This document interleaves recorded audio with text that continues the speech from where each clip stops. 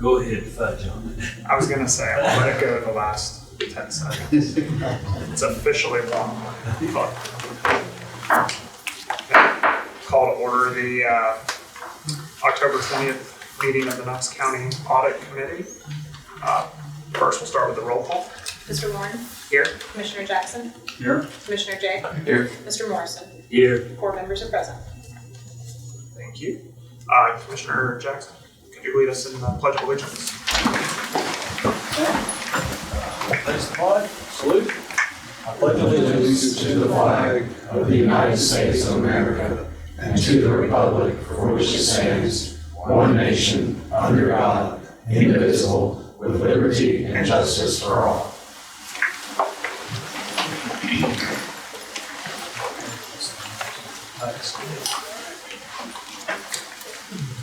I believe everybody had the meetings from our prior meeting circulated in about the last week or so. Hopefully everybody's had a chance to review. Is there any motion to approve those minutes? Motion approved. Second. All in favor? Aye. Aye. All opposed? Passes. Before we go into the item number 2 on the agenda, we do have one amendment to the agenda for today. Item number 7 has been withdrawn. It was recommended to the group to add that item, and then the requester withdrew it. So based on that, we needed to vote on an amendment to the agenda. Motion to approve the amended agenda. Second. All in favor? Aye. Aye. Motion passes. With that, we will turn towards Ted with the external audit update for Knox County, and I'll just let you go on with the schools and internal auditors. Thank you. Ted Holtz, QCPAs, Knoxville, Tennessee. Have Gary Mitchell, fellow partner, with me here today. My update will be brief at this point. For Knox County, we have started our final field work stage in mid-September, really initial on the week of September 8th, full team starting around 15th of September. So we're a month into the final stage. We did our preliminary work, which there's a lot of control testing in June, so that part is complete other than a few wrap-up items. We are still targeting being done with our field work late November, around Thanksgiving-ish, and still targeting a report, intending to meet the state deadline of December 31st. So that's the schedule we're on right now. No known hiccups to that at this point, so we're making good initial progress. Just a lot of information from a lot of sources, a lot of departments, so do our best to stay on schedule with the help of the finance department. Any questions for Knox County status audit? I assume this is the case, but nothing's come about in the work so far that needs to be presented to this committee. Nothing that needs to be presented at this point. Right. For Knox County schools, in this case, we do the bulk of our work in June and July. From a testing perspective, so our testing is substantially complete. We are now summarizing our testing results, and we'll shortly start on the report. It's a 400+ page report, and it's a good bit of wrap-up work to do. So we're in that stage, and our intent is to finish our report sometime in December, probably mid to late December. Ideally, and we'll get with the schools on this, we typically present at their meeting in early January, so that's going to be the intent. And then after that meeting, when it's been presented to the school board, it'll be available to be presented to the audit committee. So we'll be looking at some time, ideally in January, to present, mid to late January, to present to the audit committee. Consistent with prior years. Consistent with prior years, and testing is on schedule. The job is on schedule at this point. So Nothing else to report from nothing else to report. Yes. Any other questions for Ted?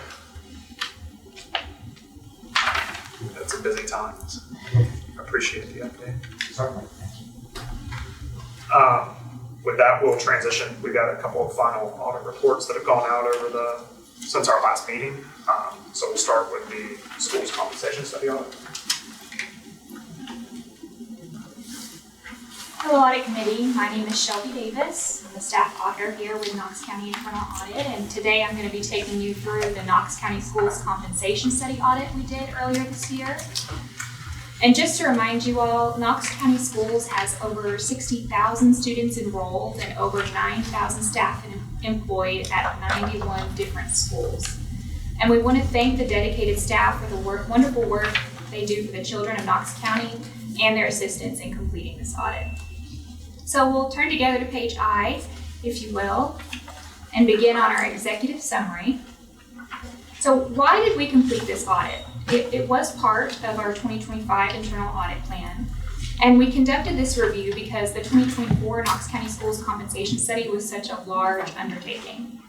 And before starting phase 2 of this audit, we wanted to confirm that employee pay rates were accurate before beginning our detailed payroll testing. Our objective was to determine if the conclusions from the 2024 Knox County Schools compensation study were implemented appropriately, and our scope included all Knox County School employees included in that compensation study for a total of 7,831 employees. On page 4, we have our conclusions. We sought to answer 3 questions. The first was whether or not the compensation study was completed by a qualified vendor. And we found that yes, Knox County Schools followed proper procurement procedures when they selected Evergreen Solutions LLC, and we determined them to be a competent vendor. Our second question was whether or not Knox County Schools implemented the study's recommendations correctly, and we found that generally yes. Our testing showed no issues among our 10 certified employees, but we did find 7 errors for our 87 non-certified employees we tested. And we'll talk about that more in finding 1. Our third question was whether or not Knox County Schools properly documented those pay changes when they were necessary. We did find that generally no, documentation was rather inconsistent for many salary adjustments. Of the 97 employees we tested, 63 lacked documentation, 11 had documentation, and 23 did not require the documentation we were looking for. And we'll talk about that more in finding 2. If you want to turn with me to page 1, we'll go over the background. So why did Knox County Schools need to perform a compensation study? In 2022, the state adopted a new student-based funding formula called the Tennessee Investment in Student Achievement. And this gave Knox County Schools funding of about $60 million starting in the 2023-2024 school year. In conjunction with this, there was also a new state law passed that made it mandatory for teachers to be paid at least $50,000 by the year 2027. So keeping these things in mind, Knox County Schools decided to go with Evergreen Solutions to perform a compensation study.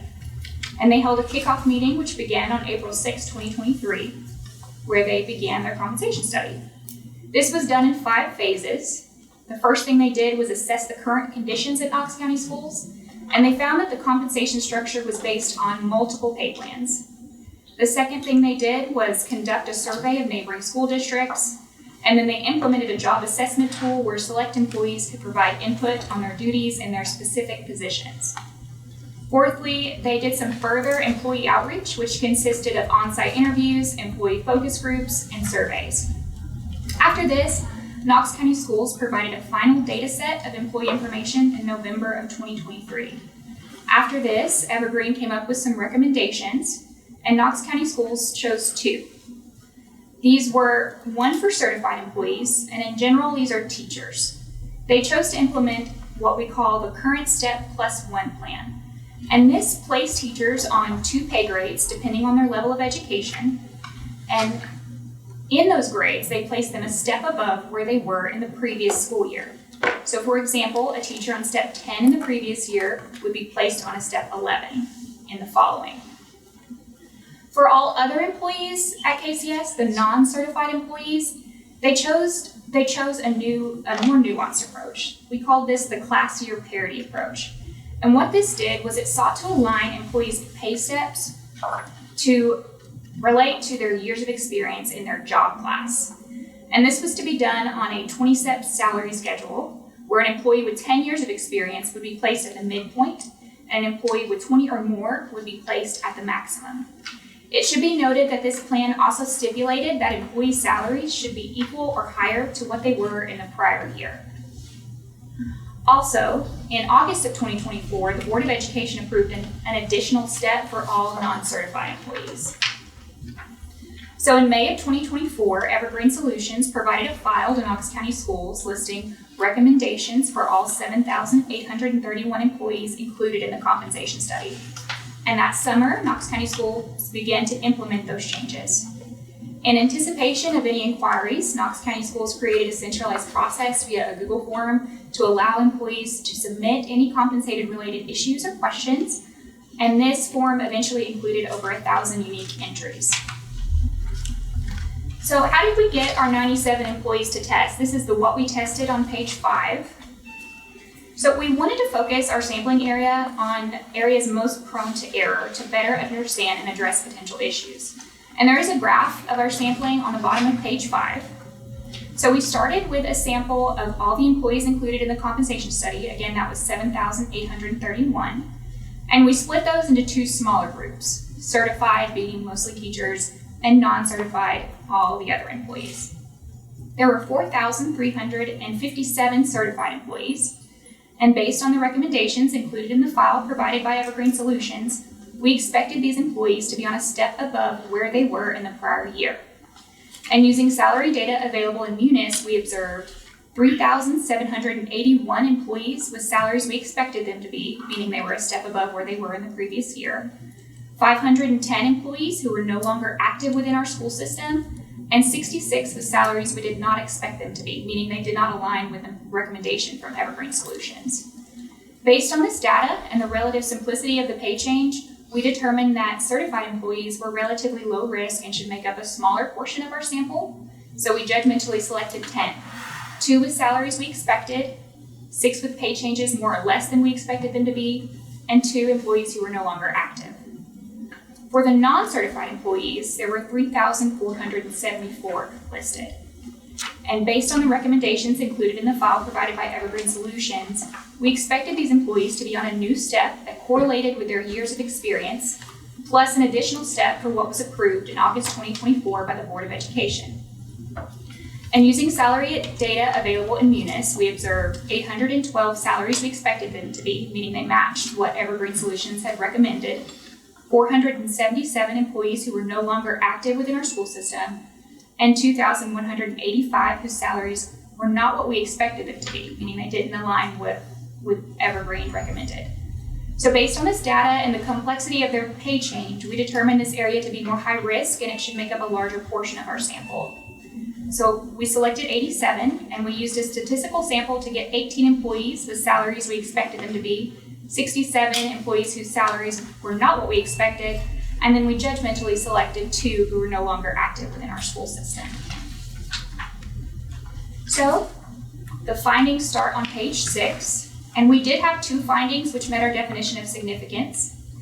The first was that select pay adjustments were implemented incorrectly. So when I say adjustments, I mean that the salaries were adjusted from what Evergreen recommended them to be.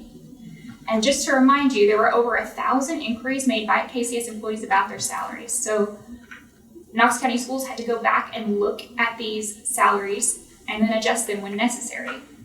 So what was the reason for these adjustments? We identified 3. The first was missing experience. Remember that their pay step was largely based on their years of experience. The second was that select supplements were missed. Remember that their pay had to be equal to or greater than what they had in the prior school year. So sometimes it had to be adjusted to include those prior supplements. And the third, we just observed an employee who was placed on the wrong grade. So how did they go about making these salary adjustments? First, they adjusted it based on years of experience. If someone had more years of experience than what they had been recommended, what correlated with their pay step, they had to adjust their pay. And there's an example of this on page 7. The second way they made these adjustments was to adjust based on total prior pay prior to the compensation study. So they would look at all the supplements that teachers or employees had and adjust their salaries accordingly. There's an example of this on page 8. So out of our sample of 97, 74 had their pay adjusted. 67 of those adjustments were done correctly, and 7 of them were done incorrectly. And there's an analysis of these errors on page 9. We did have 2 recommendations. One was to fix the incorrect adjustments and give back pay when necessary, and the second was to allow employees another chance to inquire about their pay. And Knox County Schools concurs with these recommendations and are currently implementing them. The second finding, which met our definition of significance, was a lack of formal documentation for employee pay adjustments. So typically when an employee's salary is adjusted, it needs to be documented on a personnel action form. In our sample, 74 of the 97 had their pay adjusted. Only 11 of those had a personnel action form, and 63 did not.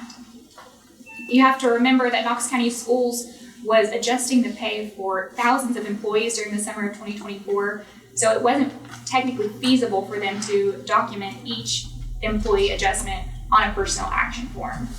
And we recommend to Knox County Schools that going forward, they always use a personnel action form when changing employees' pay, and KCS does concur with this recommendation. So our opportunities for improvement, we did have 2. They're on page 12. First, we recommended here that they design a standardized method to document Knox County Schools employees' outside experience. So employees at Knox County Schools are compensated for their years of experience in job class. So if an employee had 5 years of experience outside of Knox County, when they came into the county, they would be compensated for those 5 years of experience.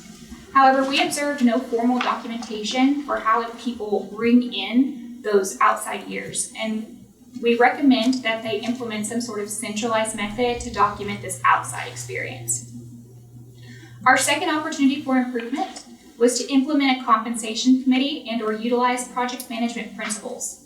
So this compensation study was a huge undertaking left in the hands of very few employees. And if there ever were to be a project of this magnitude in the future, we suggest that they implement a committee of individuals from across all relevant departments, and we believe that they have done so. So their response is listed in Appendix A, and I'd be happy to take any questions you might have. I have a question either for you or the school system. When do you feel like all of the adjustments will be completed? Let the school system take that one. I can take that one, Commissioner Jay.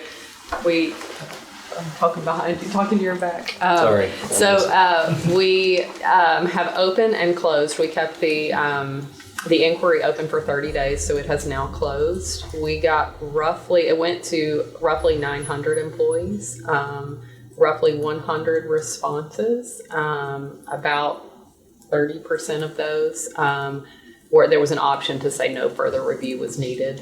So I'd say there's about 70 that are requiring us to look into. So we are working through all of those, and we'll issue any corrections at the same time. So I would say in the next 60 to 90 days. Now, this is tied into the first go around on these changes? Yes. So if there are adjustments, then it would be back pay to July 1 of 2024 as well. So you expect to have that done hopefully by the end of the year, but if Yes. not, really close to the Really first. close to the first of the year, yes. Could you go ahead and state your name for the record? Absolutely. Jennifer Himmelgarn, Knox County Schools. I have a question. So going on the next year and the next year, it sounds like if you do your job right and everything, it's sort of like a guaranteed increase, or you know what it's going to be. Now, what do you do when somebody has either had some super high level of performance on something, or the opposite way, if there's been problems in performance? I believe that's a question for the schools. Sure. Yes, so we have a progressive discipline model for performance issues, but pay is not impacted by that. We don't take away steps or give steps for performance. So there may be reassignment to a different role that has a different compensation, but for example, on the educational assistant pay scale, if there are performance concerns, you don't move backwards or forwards as a result of those. Can you talk a little about I think you spoke a little about the sample methodology, but finding 7 errors within the 87 for the non-certified, it feels like a pretty high error rate. And is there any follow-up in case there's others out there beyond that sample size that need to be addressed? So our sample did scale in on where we thought errors would be. So I don't think this can speak to the entire population. But what we did recommend is that they give these employees another chance to take a look at their salary and further inquire. I think that kind of answers your question. But that's what we would have done, right? If we had performed more testing, we would have taken more and done our analysis. It's a very hard process for each person to go into the school systems, DocuPhase, UNIS, wherever the employee records are housed, and sort of analyze their years of experience and make sure that what they did was correct. So we thought rather than expanding testing or doing more testing, we just say, let you guys reopen it to the employees. If any of them feel they have a concern, come to us. I agree with you, it's a high error rate. On that 87, think about the 67 that were unexpected, the 7 errors all came from that 67 bucket. So it's an even smaller bucket than the 87. But Has there been, and this may be a question for the schools, has anybody outside of that sample come forth and said their salary is incorrect? Anybody that's believed their salary was incorrect after the adjustment? So I don't know, post-audit, not that I'm aware of, we did have the initial Google inquiry. We anticipated, I will say that, we anticipated that there would be errors. This is something that the school district had not undertaken in decades. We had been operating off of the same salary schedules for years. When we wanted to change, we just made them a little different, but added to them. We didn't revise the whole thing, so we did. That's why we created that Google Doc. We anticipated that there would be errors. Very grateful to Zach and team for the timing of this audit, because how often do you undergo something of this magnitude and then get audited on the back end to see how you did. So very grateful for that. But yes, in that initial in the initial transition, setting up that Google Doc, we did, like Shelby said, have nearly 1,000 responses. Some of those were just, how did I get where I am? And some of those were, I don't think mine's right. And they were correct in some cases. We made adjustments. Would you say all the, I guess, legitimate items out of there were addressed? Yes. Out of the 1,000? Yes. And like Shelby said, there were 7 that were addressed, but then we went back and addressed again. But yes. So Go ahead. this isn't really an audit question, but something that jumped out at me when I was reading here is that you mentioned that 4,300 employees are certified, which are mostly teachers, and then 3,500 approximately are non-certified or non-teachers. So let's call them admin. So we have basically 1.25 administrative people per teacher. Is that correct? Those are probably more than that.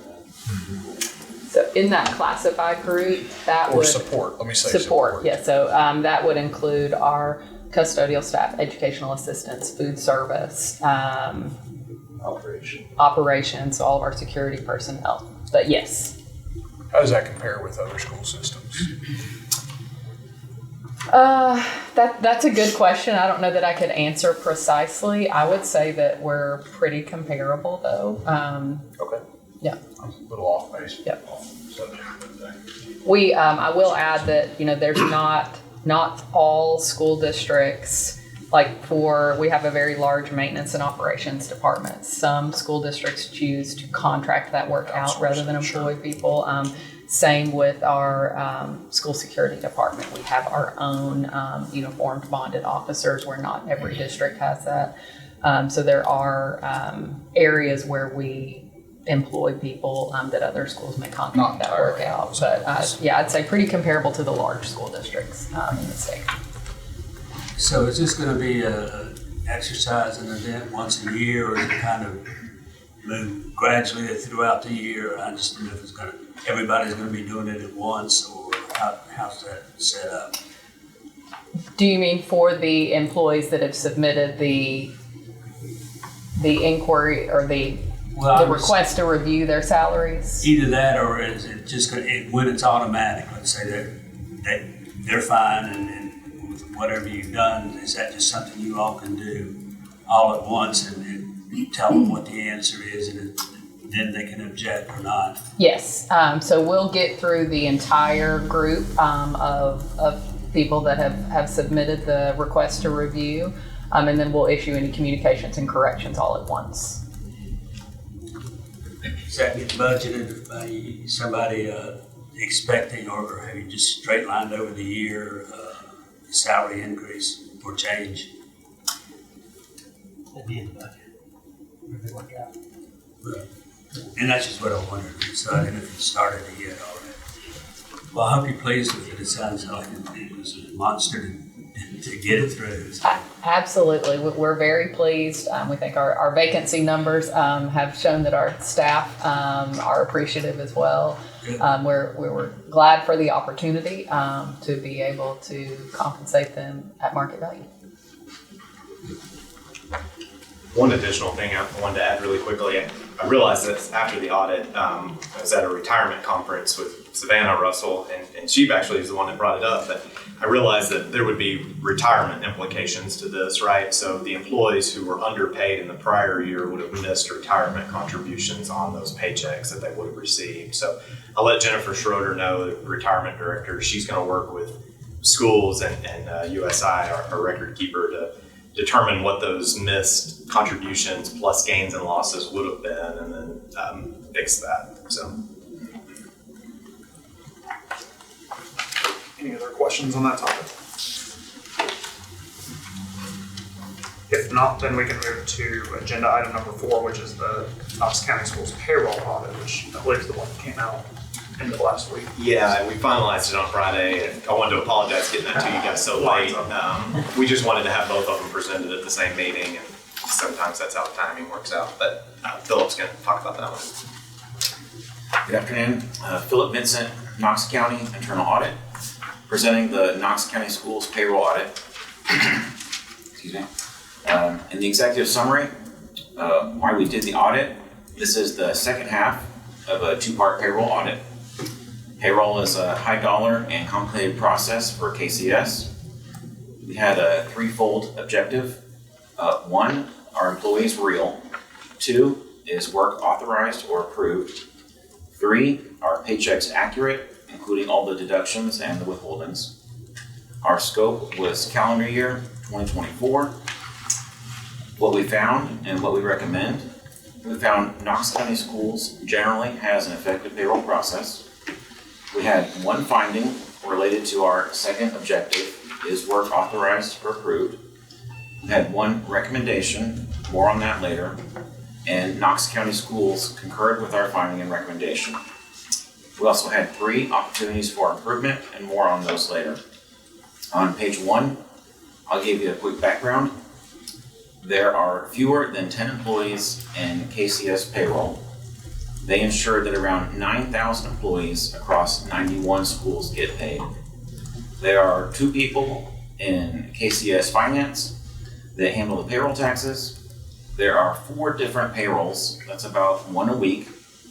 There's a monthly payroll, there are 2 bi-weekly payrolls alternating, and then there's 1 miscellaneous or void payroll that also goes at the end of the month. Figure 1 shows you the most popular pay types. The majority are paid monthly. That population was 29 million after tax. 8.5 million of that of taxes related to them. And then custodians, maintenance, food service workers, and security are bi-weekly. The custodians and maintenance are run separately of the food service and security. We picked up the custodians and the maintenance. That population was $700,000 after tax, and there was $200,000 of tax related to them. I believe the custodians and maintenance are separate of the food service and security because they're on different contract days. Let's see, on page 2, there's a flow chart of the KCS payroll process. I'll take you through that real quick. So starting at the top, if you're a certified employee, you have your teachers, they're exempt. They only report exception time. That gets submitted to payroll. Payroll processes it monthly, sends the paycheck to the employees, and then wires the taxes to the IRS. For the classified employees that are not teachers, there's two different kinds. There are exempt people, so those would be your admins. They as well only report the exception time. And then you have your non-exempt employees, and there's two different kinds of those. You have your non-exempt monthly employees. They do not have a regular time card. They're assumed to work the whole month, but they do have an overtime time card. Then that overtime time card gets submitted to payroll along with any exception time for their regular pay period. The other kind of non-exempt employee is the biweekly employee, also called an hourly employee or a manual employee, because payroll has to manually input their hours. For the biweekly employees, it just says time card at the bottom, but that could be a regular time card as well as an overtime time card. Either way, their supervisor must approve it and then send it to payroll for the biweekly processing.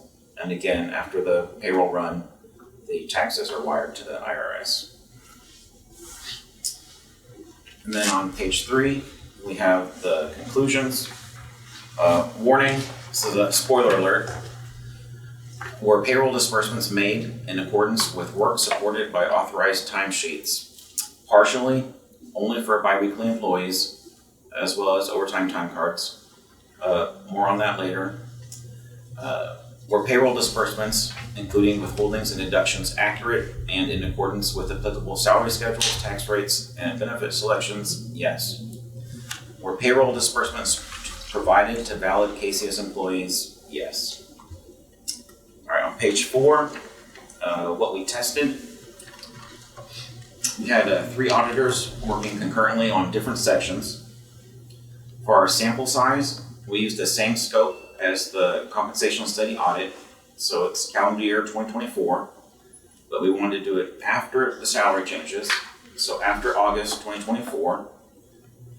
We picked one check date, so we used December 20th, 2024, and we got 2 payrolls. We got a monthly payroll, and we got the custodians and the maintenance workers. So in this one payroll, there were about 9,000 unique employees, and we had a statistical sample of 68 employees. We tested for ghost employees. So first we looked at certified employees, those are the teachers. The ones with students, we looked them up in Aspen. That's the scheduling software that tells you which school the teacher is at, which classes they're teaching, and how many students are assigned to them. So we looked them up. There were 21 of those teachers in Aspen that we confirmed. And then we looked up the teachers that did not have students. We couldn't use Aspen, so we just emailed their supervisors. They were, they're certified, but they don't have to be certified teachers. They could be assistant principals who have a teaching certification. So there were 10 of those.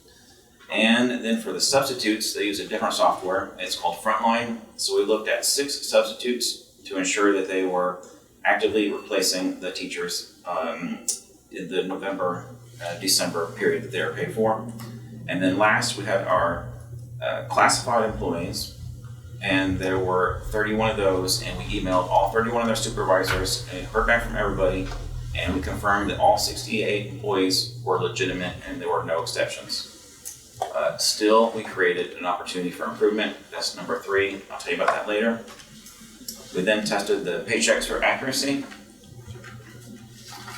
HR and payroll were nice enough to set up 68 employee folders for us on SharePoint with lots of information in them. We grouped the information into 3 different categories. So we had taxes, retirement, and then health and insurance. For the taxes, we looked at the W-4s, and then we recalculated the taxes from the IRS and the tax tables. For the retirement, we recalculated the portions from the Knox County Schools Benefit Guide, and for the health and insurance, we tied them back to the election forms. When the supporting documentation was not on SharePoint in the folders, we worked with benefits and retirement to track it down. And that's what led to OFI 1 and OFI 2. We'll get into that. We also compared the hours paid for biweekly employees only to hours worked on their time cards and whether supervisors have approved the time cards. We calculated all 68 paychecks without exception.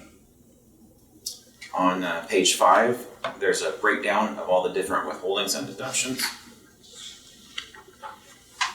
And then on page 6, we'll get into the finding. The finding again is related to our second objective, whether work was authorized or approved. Again, we did not find any errors in the 68 paychecks, but we only looked at 6 time cards in our sample, and this is because we did a random sample by employee ID number, not by the different pay types. In other words, biweekly or monthly, and those were the pay types in the figure 1.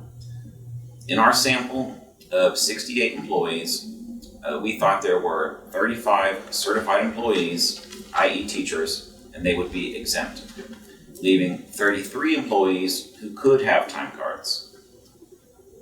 However, only 6 employee time cards were originally provided on SharePoint.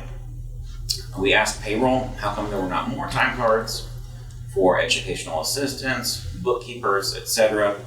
And we learned about the process for pay type 101. That was on the flow chart on page 2 I talked about. And this process of only sending overtime time cards instead of a regular time card to payroll, it seems to conflict with the Board of Education policy G570. Read that to you real quick. G570 says, each employee classified as non-exempt pursuant to the Fair Labor Standards Act shall keep a time record of actual hours worked. At the end of each reporting period, such employees shall turn in time records to their immediate supervisor for approval. All time records will be forwarded to the payroll office for calculations. So that G570 comes from the FLSA, and the FLSA uses the terminology exempt versus non-exempt. There is a different policy, it's G230, and that uses the terminology certified and classified, but there's not really a one-to-one between the certified and the exempt, or the classified and the non-exempt, so it's a little confusing. And then there's yet another policy, this G500, saying it's okay to pay certain employees monthly. So we discussed our possible finding with KCS management, and management thought the time cards could be at the school level. So on page 7, figure 4 shows our time card testing. We asked Human Resources for time cards for 7 employees with pay type 101. So we asked for 1 food service manager, 2 bookkeepers, 1 educational assistant, 1 nurse, 1 restorative interventionist, and 1 security operations. Trying to get a good mix there. HR told us that 3 of those were exempt, so then we then asked HR for a full breakdown of exempt versus non-exempt on all 68 employees. And HR told us there were actually 41 employees who were exempt, so that's 60% of our sample, and there are 27 who were non-exempt, and that's 40% of our sample. So then we asked for the 4 non-exempt employee time cards in our sample of 7. And HR was only able to obtain 1 time card. It was for the educational assistant, which was signed by the employee, but not the supervisor, not approved, and not sent to payroll. So the reason why time cards are not being sent for pay type 101 is because, again, employees are assumed to work all hours. Overtime is on a separate time card, and there are confusing policies or practices. For example, all hours as a bus aide are time and a half, regardless of regular hours. It would probably require a lot of manual effort at both the school level and the district level to review these time cards. And that was 40% of our random sample for pay type 101. So, internal audit recommends Knox County Schools work with the Board of Education to update their policies to align with current payroll practices and document exempt versus non-exempt to comply with FLSA, and then be consistent with any timekeeping requirements that they come up with. Knox County Schools concurs with this recommendation, and they are in the process of implementing a new time and attendance software from Tyler Technologies, who makes Munis. On page 8, we have the OFIs. OFI 1, we recommend Knox County Schools implement a centralized employee document management system. While KCS invested in DocuPhase to be its primary repository, a limited amount of legacy documentation still exists outside the system, and the information inside the system could be better organized because there was a lot of back and forth, but Knox County Schools found everything we asked them for except for one W-4. Our second OFI, we recommend Knox County Schools require active enrollment for benefit selections. Currently, Knox County Schools has a passive enrollment, and some of the benefit election forms that we saw dated back to the early 2000s. Prices and coverage change over the years, and employees may not always review their paychecks. Both Knox County and UT require active enrollment each year, so maybe Knox County Schools could too. OFI number 3, we recommend Knox County Schools establish a monthly employment verification process.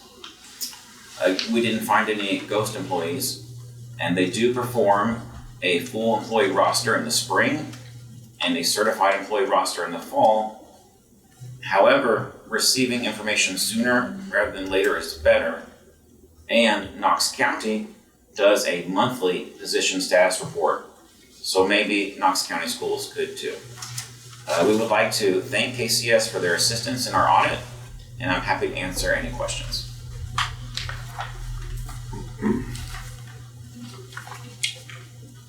Any questions from you? I think the hard part is just understanding the language barrier between certified and classified, which is how the Board of Education defines their employees, and then exempt and non-exempt, how the Fair Labor Standards Act defines employees.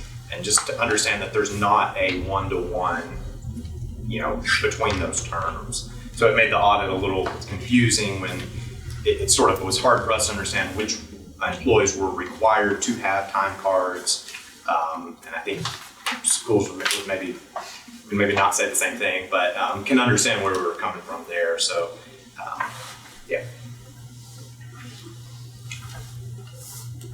Is there a requirement for, and I think sometimes maybe the government auditors and things with the contract and of time reporting at the end of every day?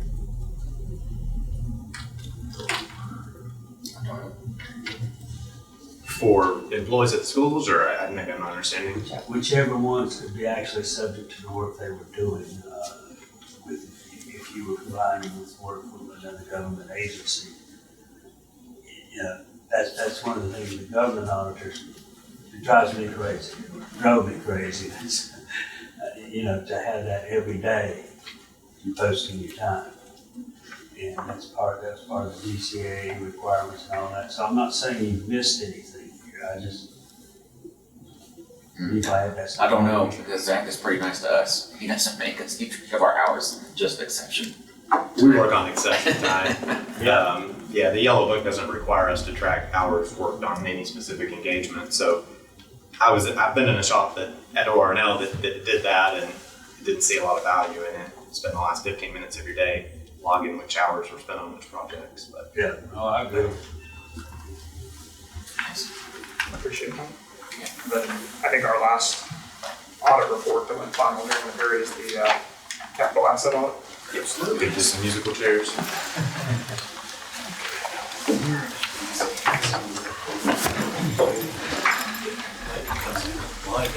Yeah. Did you guys be able to draw the shade in the back? The sun sphere. Sun sphere starts coming after us.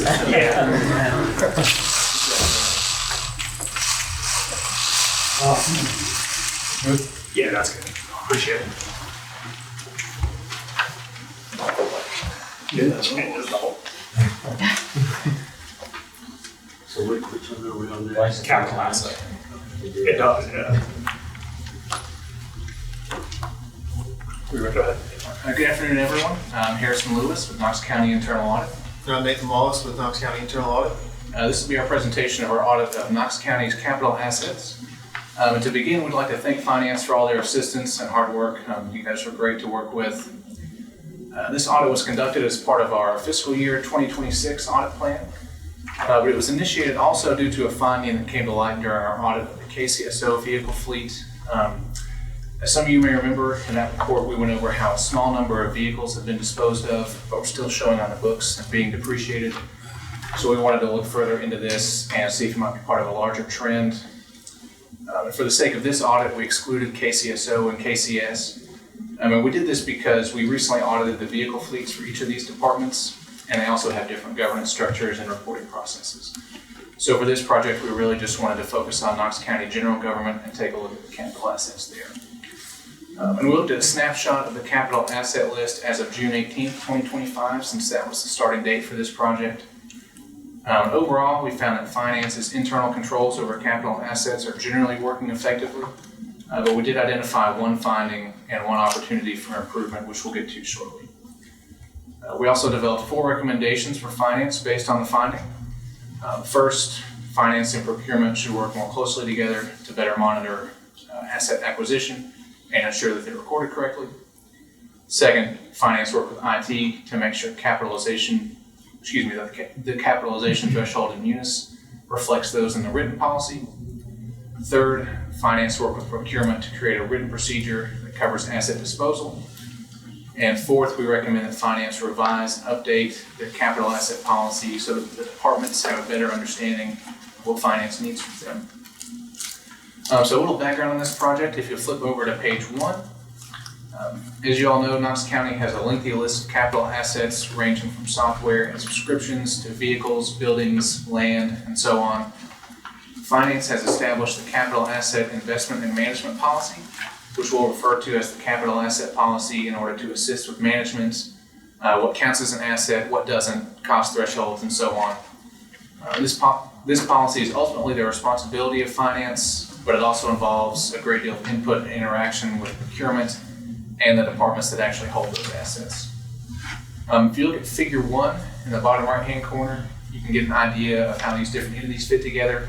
You've got your departments who use the assets and send requests to procurement when they need something new.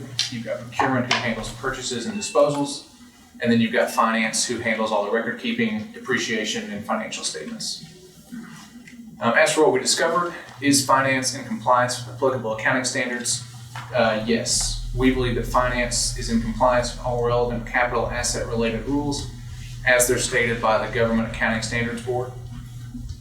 Are capital asset records current and an accurate reflection of Knox County's capital assets? Generally, yes. The records are maintained accurately by Finance, but we did have one finding related to this process, which we'll get into further in the report. And lastly, is the capital asset policy current and relevant to the county's operations? And we found that generally, yes. The policy is compliant with accounting standards, but it's been a while since the thresholds have been updated.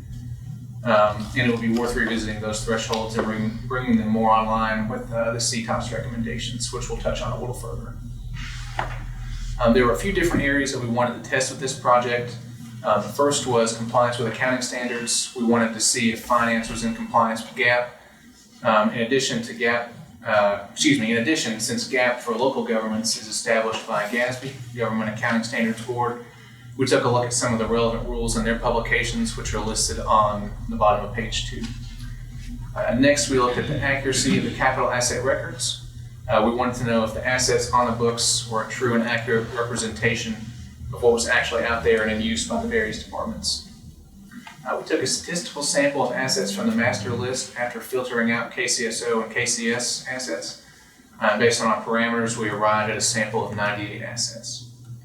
From here, we divided everything up based on the asset categories in the policy, and you can see this in figure 2 on the right-hand side of page 3. Next, we judgmentally determined a risk value for each asset category and divided up our sample according to that. Then we further stratified this by looking at assets which were still depreciating and those that were fully depreciated. And overall, we found that the accuracy of this list was about 90%, and you can see a more detailed breakdown of the history, pre or post munis, along with depreciation status of those assets in figure 3 on page 4. From here, we wanted to take a look at the capitalization threshold.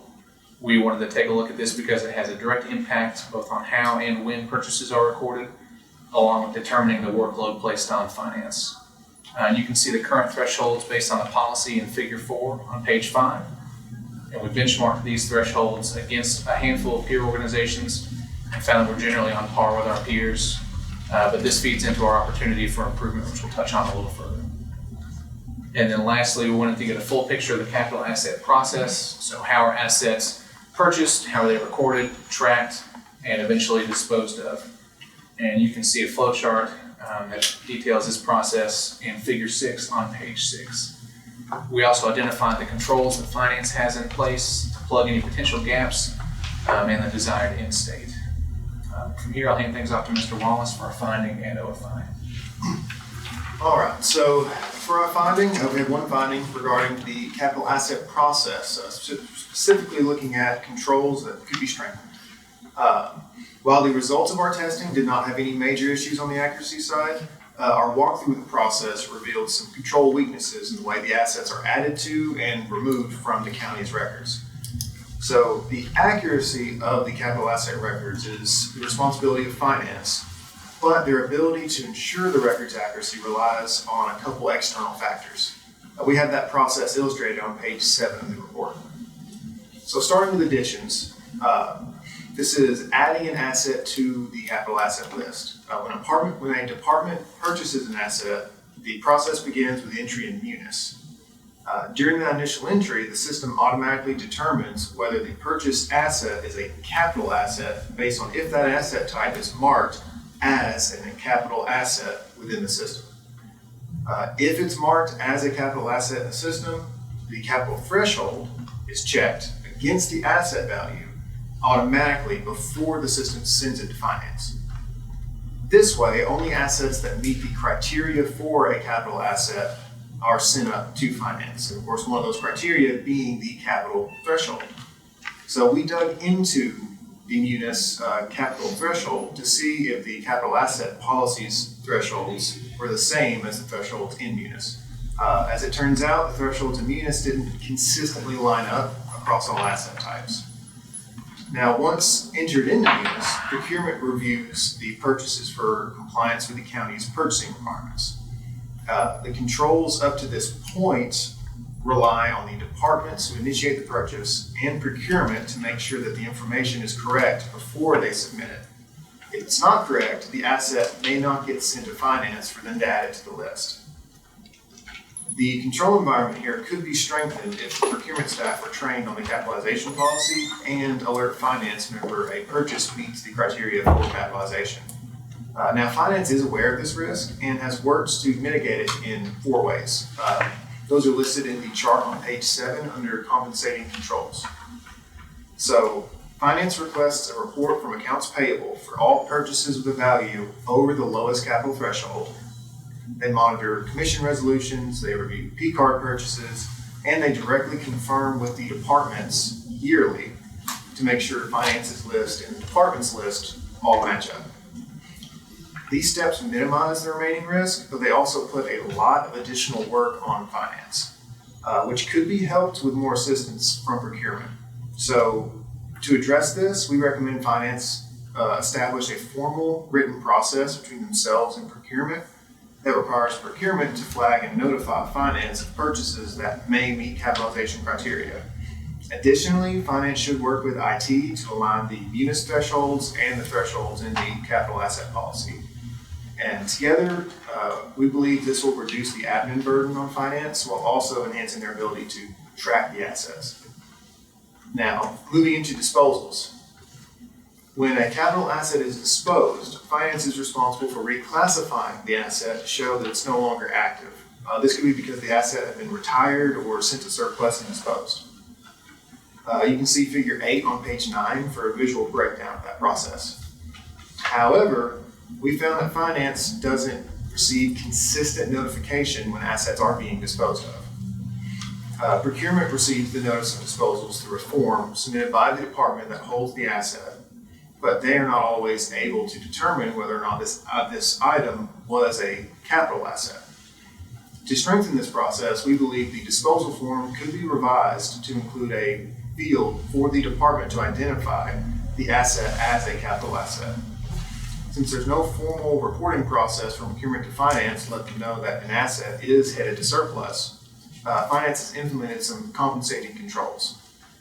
First, they do that yearly check-in that I mentioned earlier to make sure the lists align. And second, they perform routine checks of gov deals to see if capital assets are being sold. While these two steps do show an effort to close the current gaps, they both have their limitations.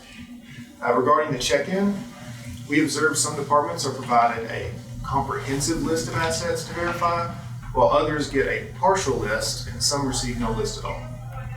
Regarding gov deals, that system is not easy to work in for this purpose.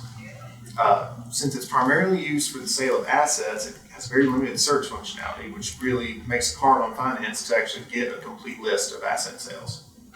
To fix these issues, we recommend finance establish a documented process to have procurement send up a timely notification when a capital asset is being disposed, supported by a revised declaration of surplus form that requires the departments to also indicate if the asset they are disposing of is a capital asset. Additionally, we recommend finance revise their capital asset policy to clearly define what the department's responsibilities are when it comes to tracking capital assets. And alongside that, finance should standardize the way they do their yearly departmental check-in so the departments are actually able to provide capital asset information when it's needed. So moving into our opportunity for improvement.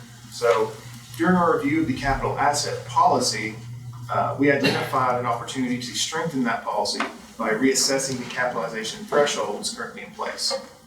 Although the policy itself is reviewed annually, historical research indicates these thresholds have not been revised since approximately 2012, despite significant changes in economic conditions and the county's organizational size. So internal audits benchmarked finance's policy against the policies of our peer counties, as well as guidance from CTAS. And of course, the results of this benchmarking can be seen on page 11 of the report. Our results indicated that Knox County's thresholds are generally consistent with our peers, but below the recommendations put forth by CTAS. The county's continued growth will place additional demands on finance staff in the coming years. This is because a lower capitalization threshold results in a greater number of assets being capitalized, which require additional tracking, record keeping, and oversight. Internal audit suggests that Knox County reassess its capitalization thresholds to better reflect our current economic situation and recommendations from CTAS. Additionally, management should consider establishing a process for specifically evaluating the capitalization thresholds at defined intervals to ensure the policy adapts to fit the county's ever-changing needs. Overall, we believe Knox County Finance has done a good job of managing the capital asset list. While we did identify areas where controls could be improved, Finance was open and willing to work with us on this project and were excellent to work with over the course of the audit. Finance concurred with our finding, and their management response may be found on Appendix A of the report. I know I was going a little fast there, but do you all have any questions? Absolutely. Who determines the threshold? Who makes that determination? This audit committee or finance? Finance. Yeah, I think generally it's so. I guess one of my questions is finance going to move our thresholds up closer to a CTAS level or not? If we were to change these for the recommendation, it would go into the policy, which you would all see anyway, because we would take those policies to you for approval. I mean, are you planning to do that? Yeah. Okay. My second question is, and this is probably not related to buildings or land, but for every other bit of inventory, do we have a barcode inventory system for all the other equipment and gear? Does one exist for everything from a truck to a lawnmower to a? So we see a lot of that in Munis. There's quite a bit of inventory tracked in Munis, but as far as other systems, They were all assigned an asset number as far as having like a barcode that you could walk up to and scan, not that we saw. Okay. I'm just wondering, I guess, in the classification system, if capital assets, code could start with a CA dash whatever versus other assets, which could be, with no CA, some way to sort of flag it on the front end when we buy it so that you can figure it more accurately on the back end. it is tracked by the object code within Munis. So it has, for it to trigger in Munis, there has to be purchased under an object code that is marked as a capital asset. And that's when it kicks in the checking the capital asset threshold. But that seems to be the biggest issues on the way out the door, not when it gets surplus or discontinued or it's totally not usable. Doesn't always get tracked on the backside. Right. All right, thank you. A common fraud, event that will occur is with disposing. I know you cover disposal of assets, but for example, in your laptop, things just sort of walk off after they're fully depreciated. How did you go and verify that we weren't losing inventory and that we were having a process of making sure everything is disposed of? So our testing on this included us actually going down and physically seeing every asset that was marked as active. But I don't believe we got really into the testing of things that have already been disposed of here. Okay. I guess my question is that, are we verifying that something just wasn't said, hey, we sold it for $1 and then, somebody, it was worth $500, but somebody, it walks off. Right. So I don't believe we've necessarily gotten to that kind of testing for this audit. Something we can do in the future. Yeah, just something to consider. That's a common, common hole in internal controls. So. How far below the threshold within units compared to? It varied also.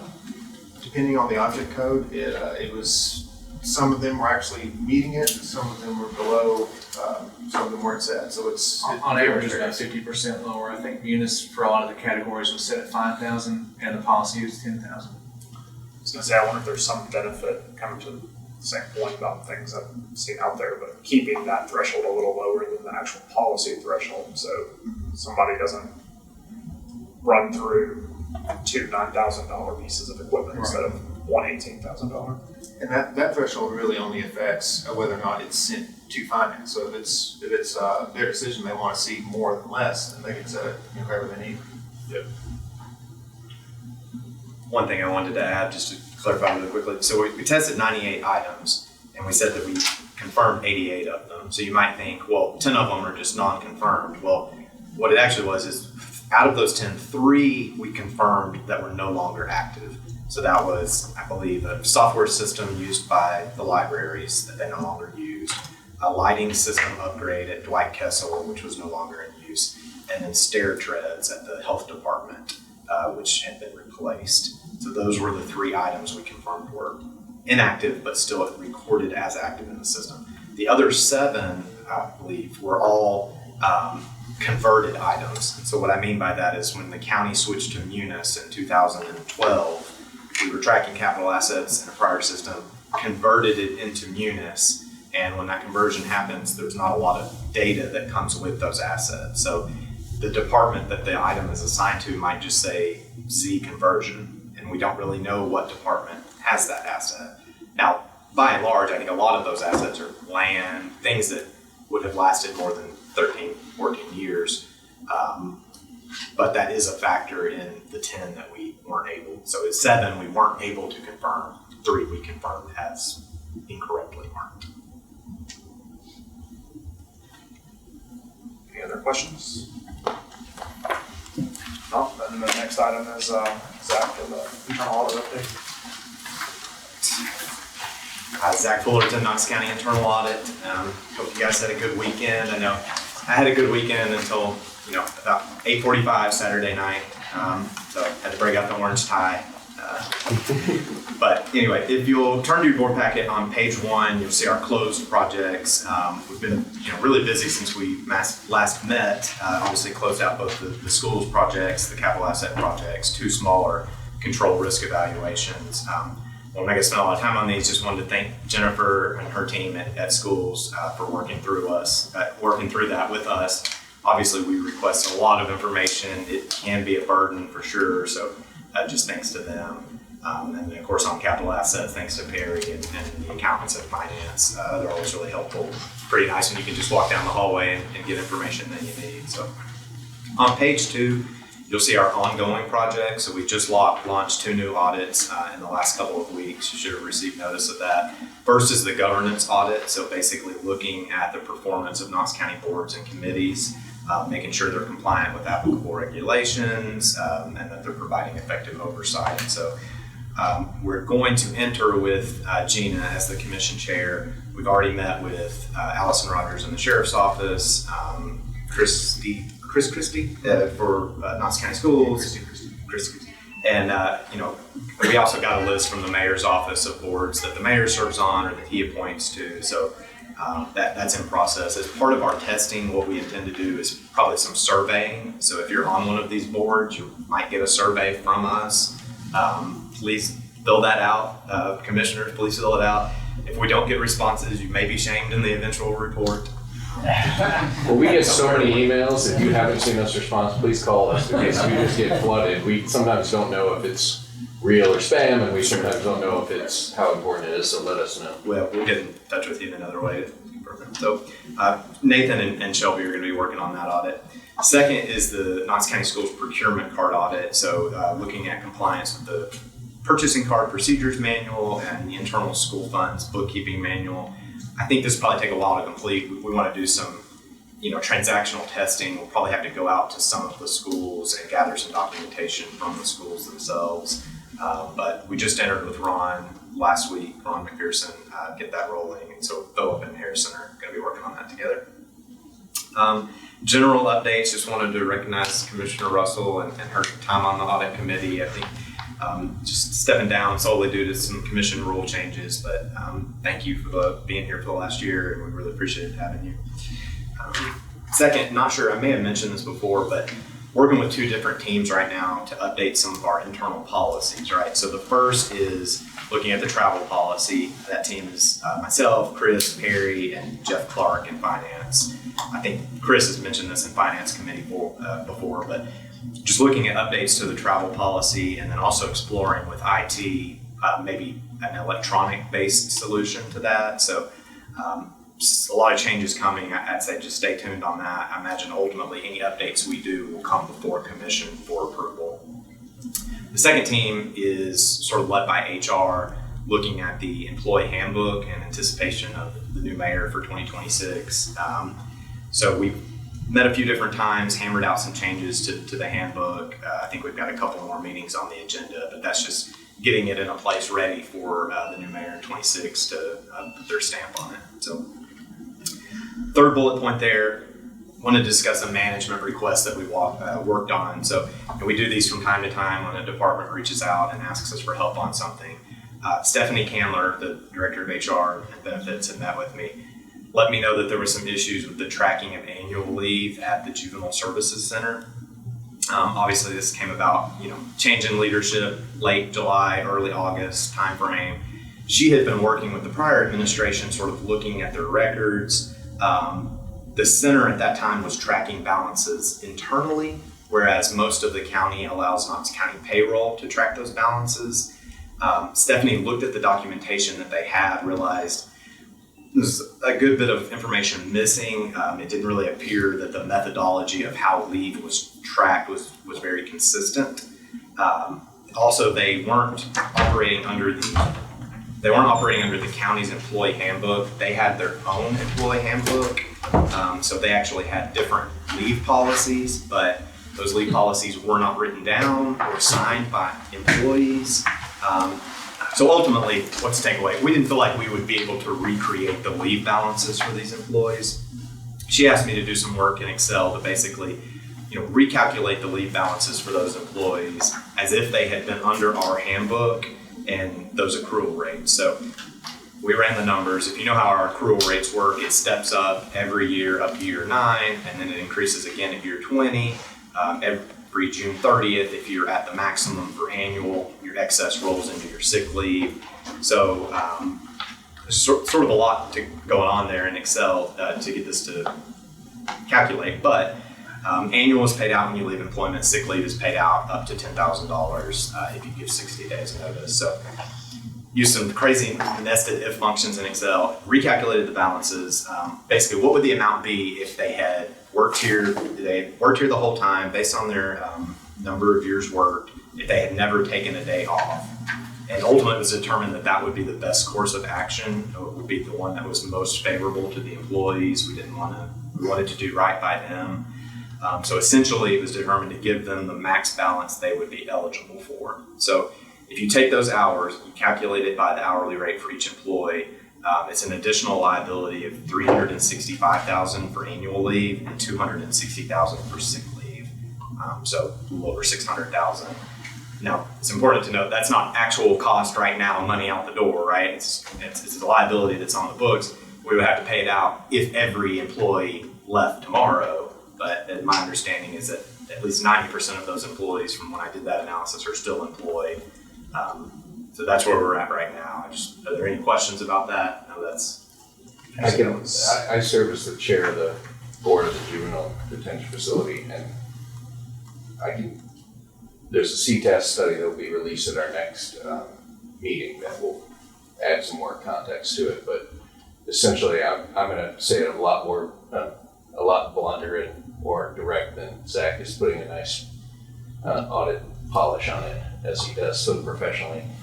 The tracking of employee leave and time off and sick days was so poorly done and so poorly mismanaged, and in some cases non-existent, or was taken with them with the team that left, that essentially every employee took the stance of I've never taken a day off and I've never been sick in my whole life, and prove me otherwise.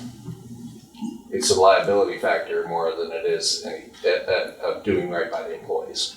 It's the records weren't there, or the records were, not, or were disappeared, and therefore everybody by default is gonna say, prove me otherwise pay me in full. And so it is part of a massive cleanup that Knox County is being left with after 40 years of terrible management. And it's gonna cost the taxpayers a tremendous amount of money.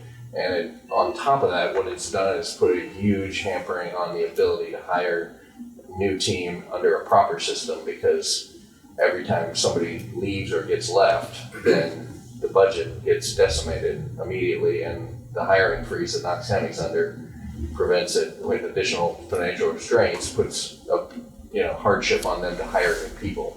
So it's going to cost a lot of money, and it's going to be very painful for Knox County taxpayers, but it's a testament to why we should never let things in Knox County, turn into unsupervised fiefdoms. And should be every person and every bit of leave should be tracked by HR, no matter who you work for, period. That's the nice way of saying it. Does the county pay out sick leave at termination? Nope. Yeah, so sick leave, it's up to a max of $10,000 per employee if you give 60 days notice, and I think it's paid at $80 an hour, so you'd have to have 800 sick leave hours. But obviously, think about it in this analysis, the way I structured it is every year you hit the max, and June 30th, it rolls to sick. So some employees who have been there for many, many years have enough sick to get that maximum payout. I have questioned that as well with HR to say that I hope they're looking into new policies in which annual sick and vacation leave, in my opinion, in the private sector does not roll over infinitely and stack up forever and ever and ever. You either use it or you lose it. sick leave is meant to support people that are sick, and vacation is meant to be used to go healthy work-life balance. And apparently our policy is that it just accumulates for life, and perhaps that there's a way to change that paradigm for new hires or to change it in some way. I hope they'll come up with a new policy that says you have to use it or lose it, because the liability factor of what we're on the hook for as Knox County is growing infinitely. I feel like I've seen very few organizations that pay out full sick time. I've seen a number that do vacation under the idea that that's part of your compensation package, but the sick's just to compensate you while you're out. Correct. Yeah. So it's been overly generous and in my case, in this case, incredibly overly abused. But hopefully HR will come up with a new policy for all employees and we can move forward. But it's going to be fun. And I will say those leave balances are now being tracked by our payroll, so at least we have made that change. One thing that's been educational sitting on the juvenile detention board is, and what's scary to me is what I don't know, because obviously we didn't know that this was going on for years and years. So I guess I would challenge the audit department, what other departments could be being managed similarly or mismanaged similarly, and are we providing enough oversight over over these departments that just sort of, are their own fiefdoms. I understand that there's constitutional offices, but this was not a constitutional office. So, are there other holes out there? I think that's what we're hoping to get at in the governance audit, and that's the goal, right? Any department you have that reports to a board or a committee, it can fall into those holes where there's not a lot of oversight. So that's where we want to look. Agree with you. All right, so just to keep going down the list, just wanted to mention Richard and I will be going to some training in November in Nashville. It's being hosted by the Comptroller's Office. I think we were just invited really due to the connections we've made over the last year and working with the Comptroller's Office. So it should be a good opportunity to network with more individuals there and continue to build those connections. Ted mentioned his work. As they sort of get their audit work started, we'll be meeting with them. I've got a document on my computer called TED Files, so I always have a list of items to just discuss with external audit.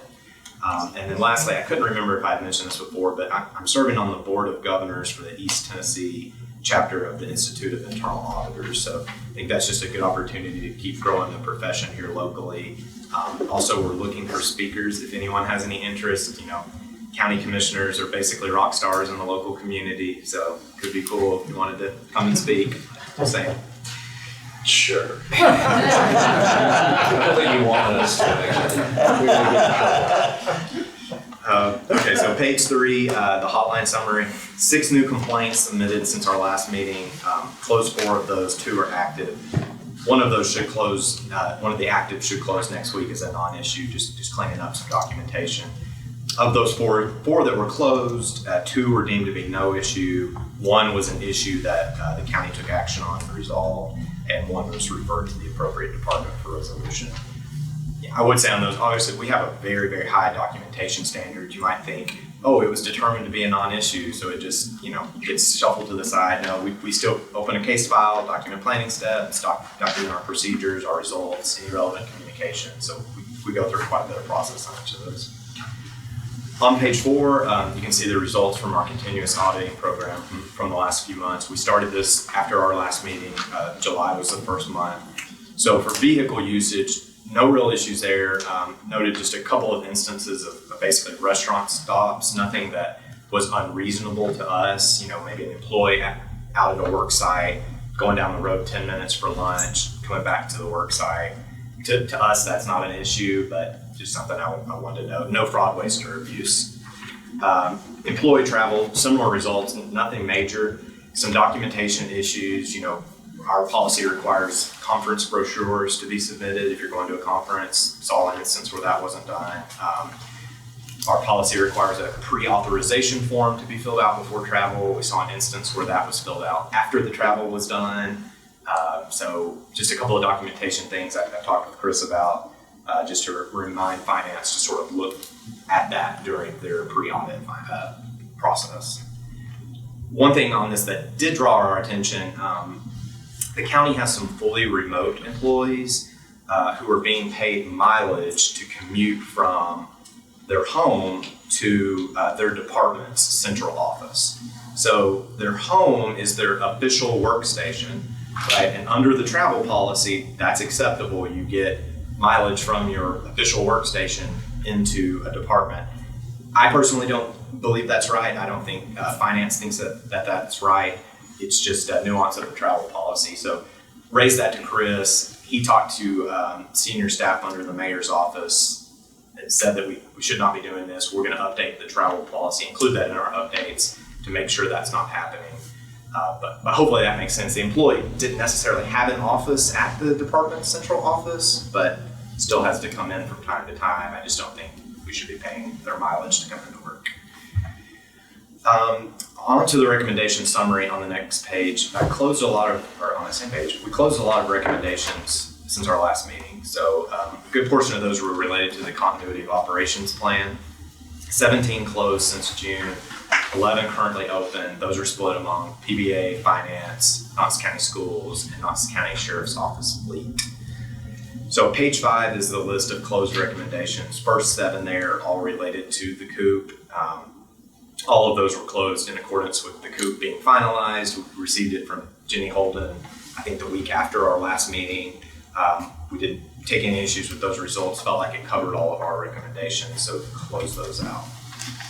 The next set is the open recommendations for the Knox County Sheriff's Office IT inventory. So Richard had gone and met with Aaron Yarnell. He's the Sheriff's Office Chief Technology Officer.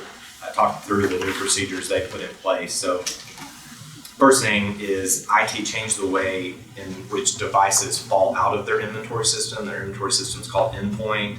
Previously, if a device wasn't used after a set amount of time, it would automatically fall out of that system. Now that process is manual, so an employee has to go in and actually actively remove the device from their system. That was a big contributing factor to a lot of the inaccuracies we saw.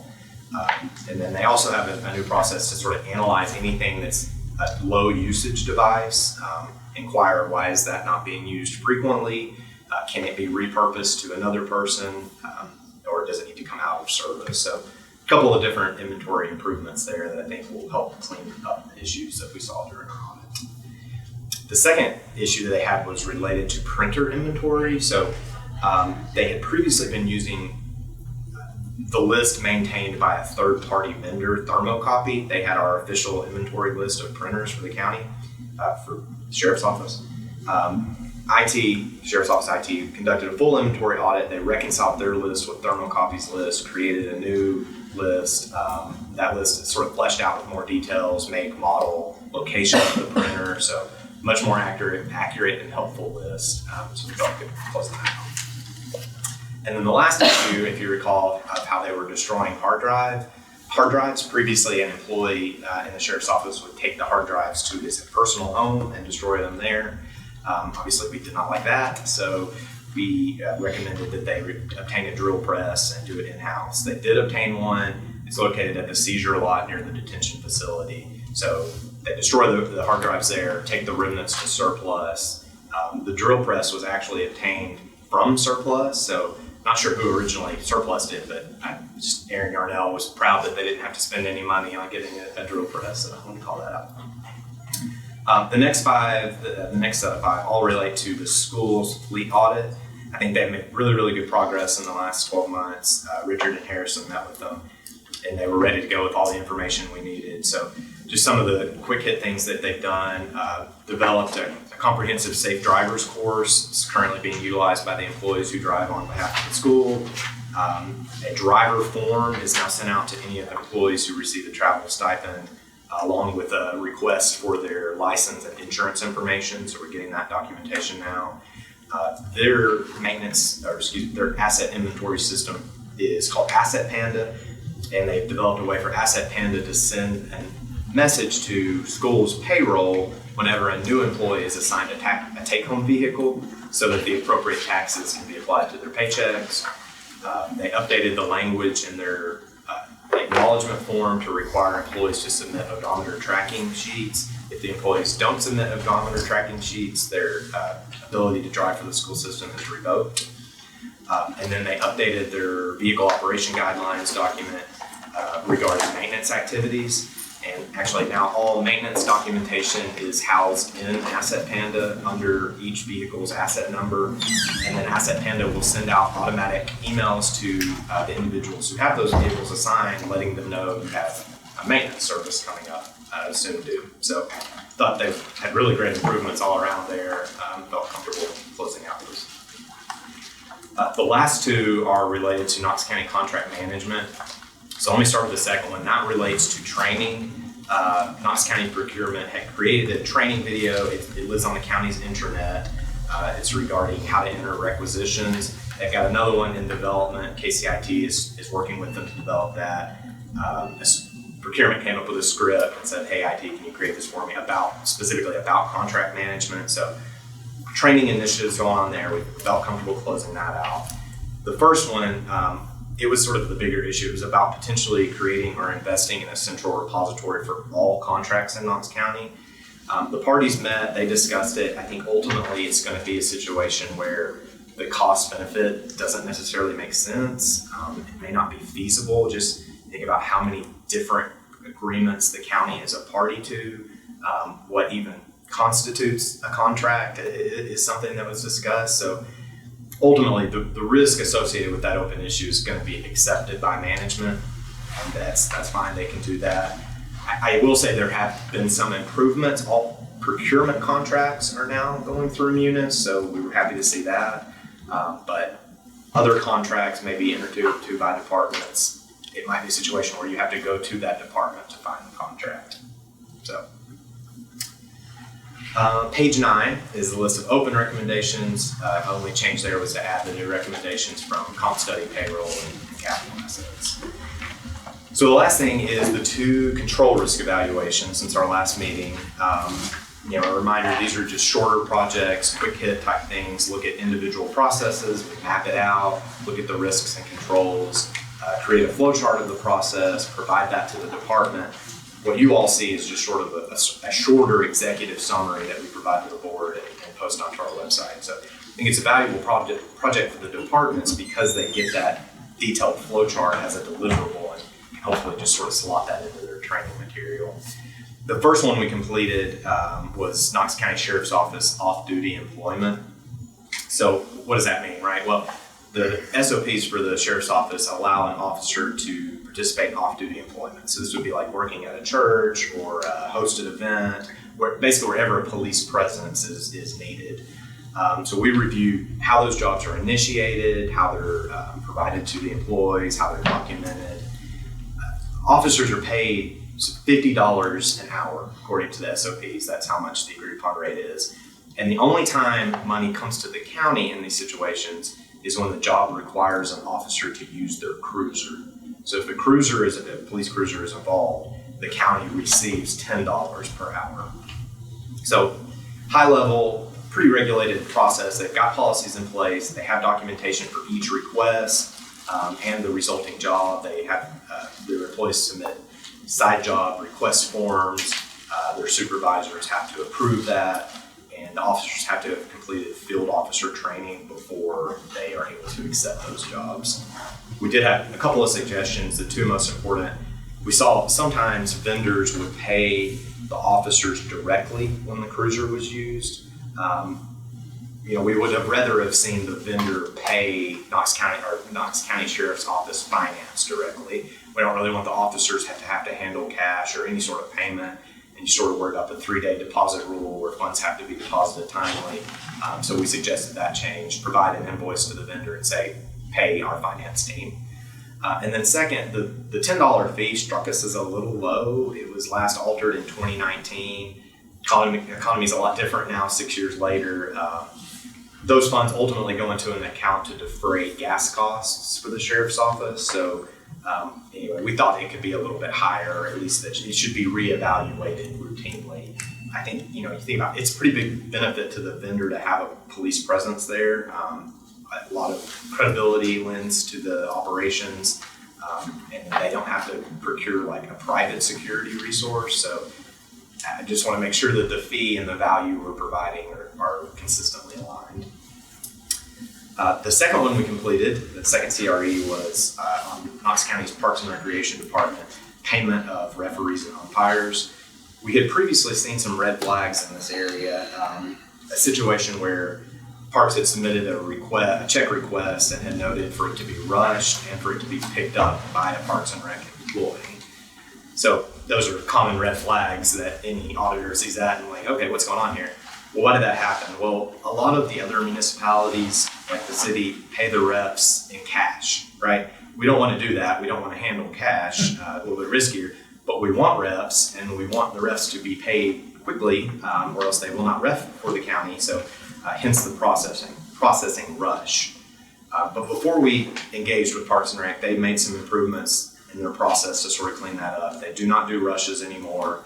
Payments are not picked up by any Parks and Rec employees. They are sent directly from payroll to the employee themselves, or to the referee themselves. So you think about how this works. Parks and Rec has some like refs that they work with a lot, right? And so they pay those directly. In other cases, Parks and Rec might work with like a local nonprofit, like the Knoxville Football Officials Association, who has sort of a roster of refs that they use for football games. The officials are treated as 1099 contractors. They're paid based on the number of games they work at a standard market rate, which is established just looking at what else we're paying here locally for refs and umps. They get to the event, document their presence by signing a sign-in sheet, note their name, the role, how many games they officiated. The sign-in sheets are then given to the sports operation manager for Parks and Rec. He prepares the invoice for each of those reps. And so then the invoice and the check requests is sent to finance, who facilitates payment. So 2 suggestions here. One, obviously to document the process. It was not documented previously. Our hope there is that they can use what we created to put into their training materials. It's always just a good idea to have your procedures documented. The second suggestion was actually to have the reps sign a pre-generated invoice at the game. So, right now they just sign a sign-in sheet and Parks and Rec creates the invoice on their behalf. That struck us as a little odd. They already have pre-generated invoices. We said just take the invoices with you, have the ref sign the invoice, fill in the number of games, and that would be a better process. So I think they were acceptable to that recommendation or to that suggestion. And then Parks and Rec will only have to be creating the check request rather than creating the check request and the invoice. So anyway, 2 interesting projects. It's always sort of fun to deep dive into particular processes. Any questions on those 2? I have a question about what was the title of the employee who is working remotely? I guess it's the previous item you were talking about, but I thought remote work was kind of done since COVID's been ended. So I'm just curious. Well, I wish I had her title in front of me. I don't. It was an employee in the health department. It's a grant-funded position, I do believe. I can get that for you and certainly email that to you. I think for some departments, it's a space issue. I don't know that they have adequate space for all of their employees. Maybe finance could tell me more, but I can get you that title and let you know. I'm just curious, like, what's the metric for determining if somebody's actually working a full 8-hour day, et cetera, if they're working remotely? Well, that's a good question. I think a lot of companies have that concern and struggle. I guess it's up to management discretion ultimately, but I hear your concern. I mean, it's a valid concern. So that's it for me then. Anything else for Zach? Just a recommendation for you to consider. So this morning we had our economist at work telling us that there's about a 100% chance that we'll have about a 1% decline in rates over the next short-term rates with the Fed over the next 6 to 9 months. So I was thinking about that and how how we manage our treasury systems here and how we manage our cash. So if you figure that we have $100 million invested and it goes down 1%, the revenue to the county goes down by, $1 million. So,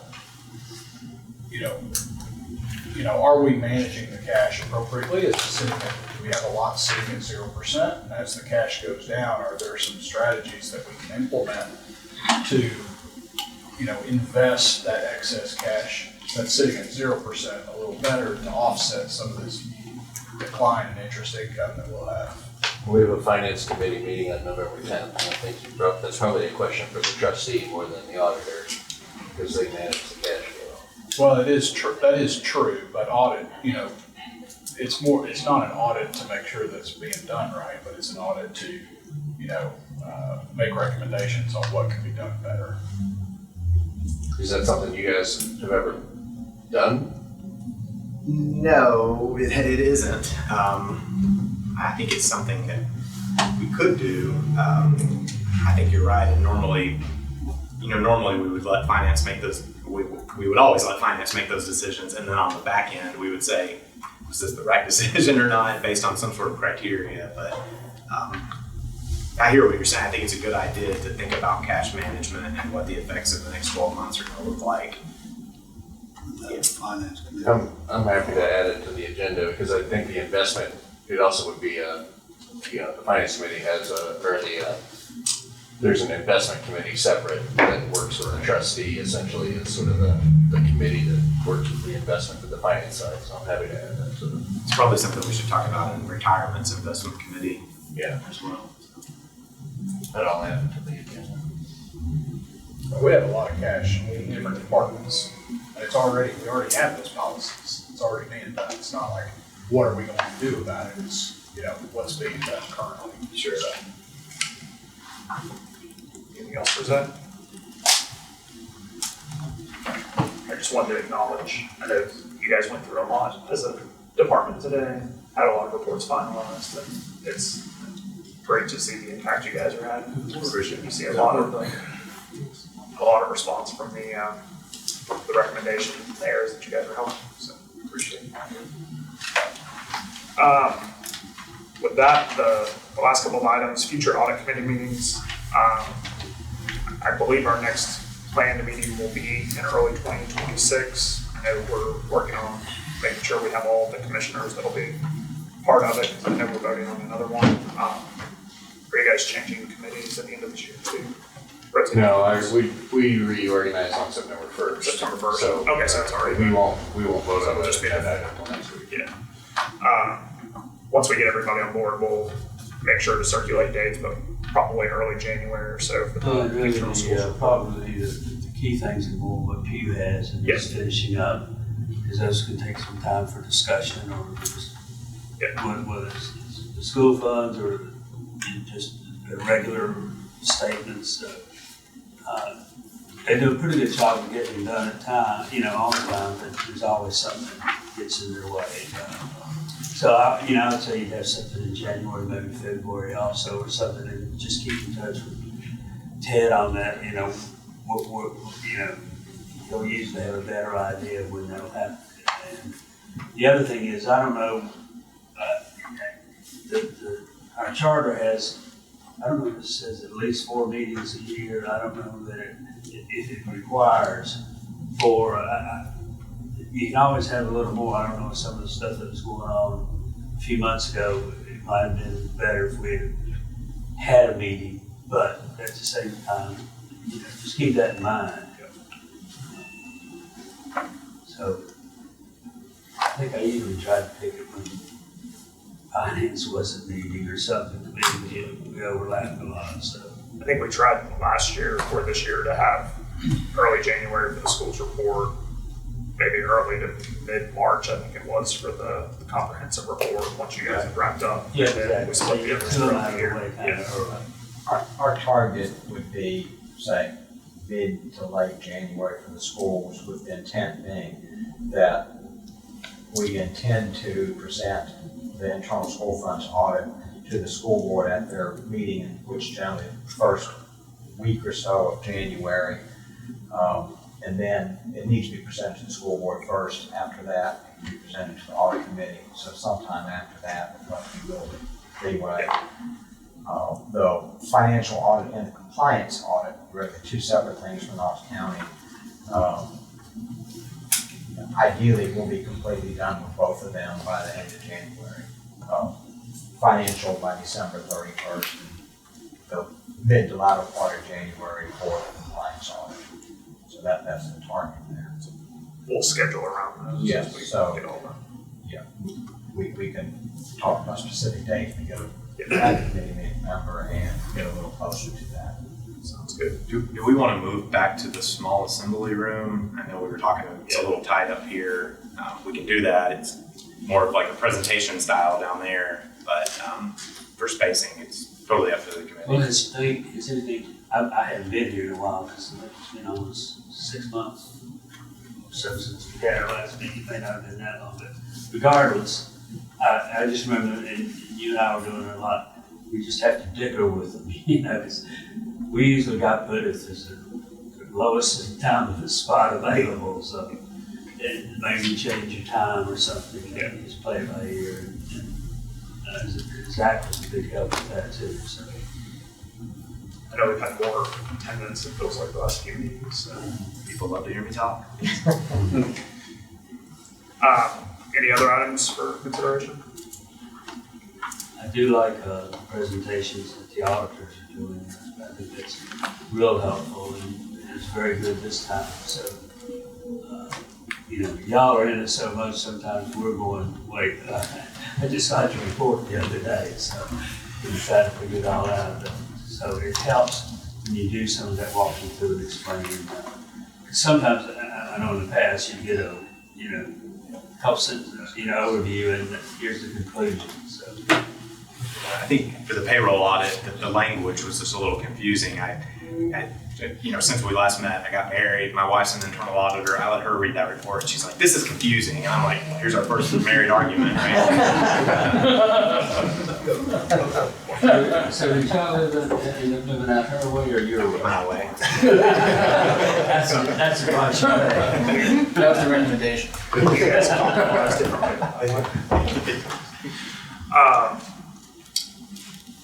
With that said then, if there's a motion, we can go ahead and adjourn the meeting. Motion to adjourn. Second. All in favor? Right. Meeting is adjourned.